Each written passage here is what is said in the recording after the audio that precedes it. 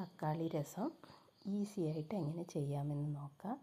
ആവശ്യമായ ചേരുവകകൾ: വെളുത്തുള്ളി അല്ലി 15, ജീരകം 1 ടീസ്പൂൺ, കുരുമുളക് 2 ടീസ്പൂൺ, പച്ചമുളക് 1, തക്കാളി 3, കായപ്പൊടി ആവശ്യത്തിന്, പുളി ഒരു ചെറിയ ഉരുള പുളി മതി, മഞ്ഞൾപ്പൊടി 1/4 ടീസ്പൂൺ, ഉപ്പ് ആവശ്യത്തിന്.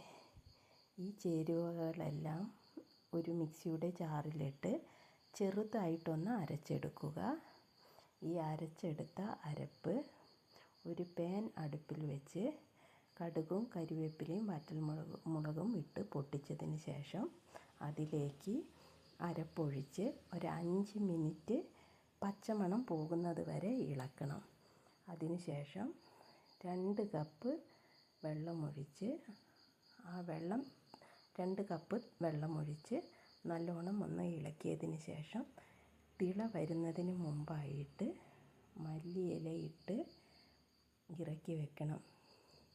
ഈ രസം വന്നിട്ട് ഒരാഴ്ച നമുക്ക് ഫ്രിഡ്ജിൽ വെച്ച് ഉപയോഗിക്കാം. നല്ല ടേസ്റ്റിയാണ്. ചെയ്തു നോക്കൂ, വളരെ യൂസ്ഫുള്ളായിരിക്കും.